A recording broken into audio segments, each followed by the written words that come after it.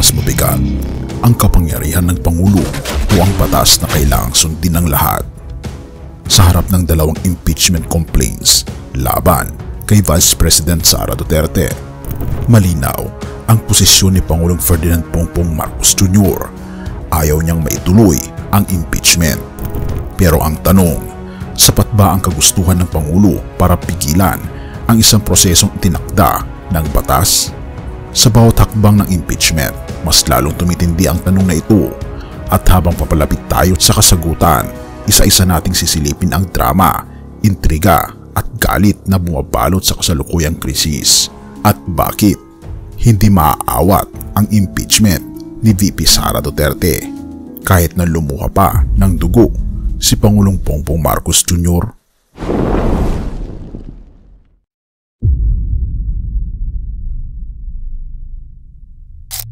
Sa kabila ng kanilang tambalang unit team noong eleksyon, tila mas lumilitaw ang malalim na lamat sa relasyon ni Duterte at Marcos. Nagsimula ang lahat sa aligasyon ng maling paggamit ng pondo ng Office of the Vice President at Department of Education. Pero hindi lang ito isang usapin ng pera. Ang impeachment ay tumutungo sa mas malalim na paratang, kabilang na ang kanyang mga papel sa mga extrajudicial killings noong panahon ng kanyang ama, at gayon din ang pagpa-falsify ng mga pangalan na katulad ng Mary Grace Piatos. Ngunit ang tanong, bakit tila nag-aalangan si Marcos na iwan si Duterte sa gitna ng apoy?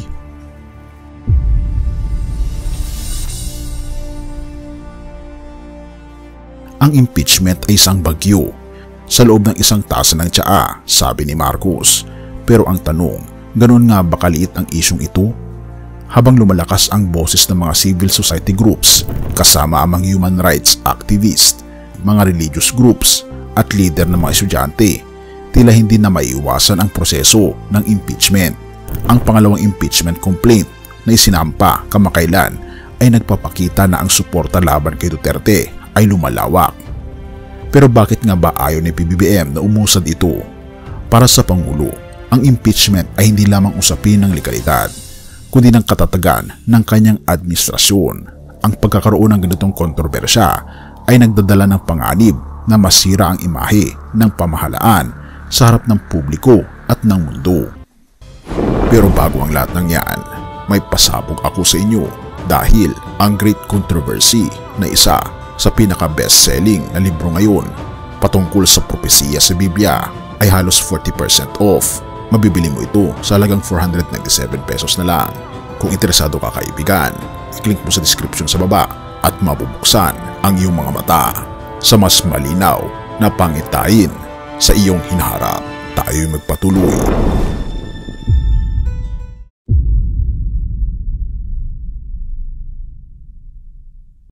Ngunit sa kabila ng lahat ng ito, ang batas ay nanatiling batas. Ang impeachment ay nakasalalay sa proseso ng Kongreso.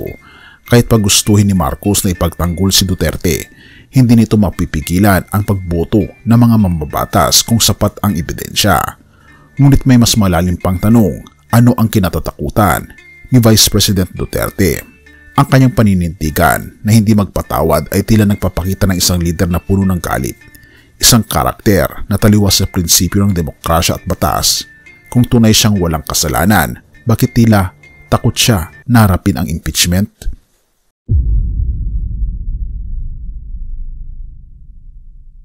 Ang bawat artikulo ng impeachment ay tila pumupukaw sa mas malaking larawan, ang laban sa pagitan ng personal na interes at katotohanan.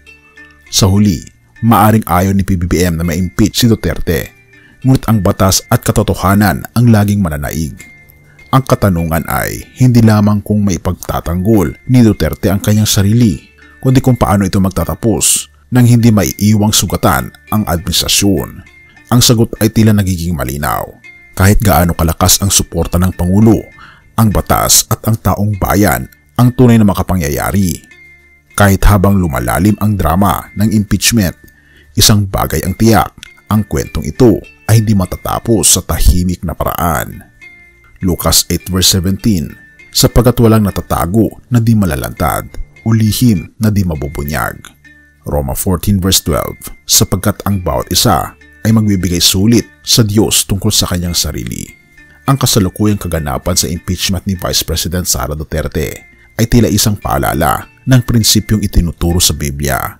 Ang katotohanan ay laging mananaig. Sa kabila ng pagtatangka ng ilang tao na itago ang kanilang pagkakamali o gawing personal ang mga issue, ang Diyos ang huling hukom. Walang kasalanan ang maitatago sa Kanya. Ang bawat isa ay haharap sa Kanyang hustisya. Ang mga talata sa Lucas at Roma ay nagpapaalala sa atin na ang bawat kilos at gawa ay may kaakibat na pananagutan. Kung tayo ay nakagawa ng mali, hindi natin ito may tatago sa ating Panginoong Diyos. Kung may mga kasinungalingan o pandaraya, tiyak na ito'y mabubunyag balang araw.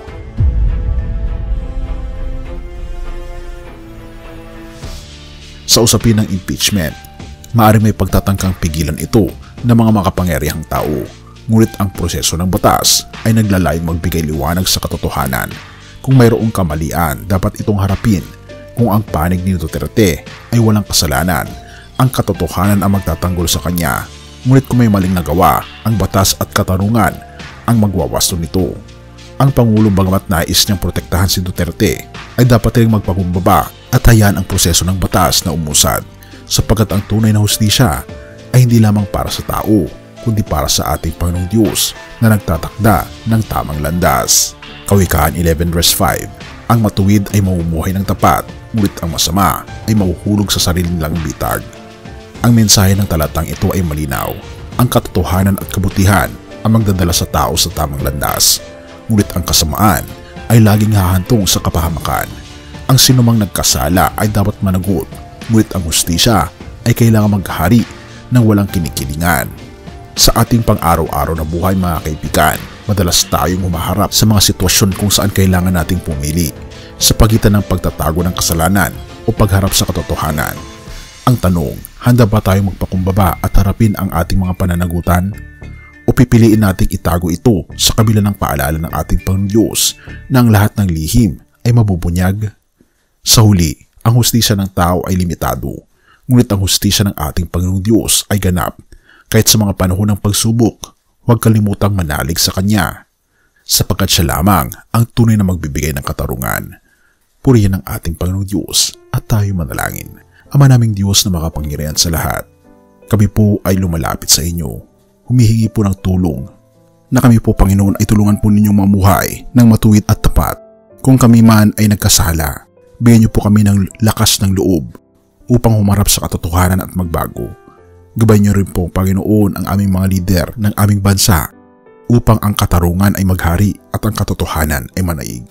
Pinupuri po namin kayo at pinapasalamatan o aming Panginoong Diyos at patnubayan po kami at patawarin po kami sa lahat ng aming pagkukulang at pagkakasala.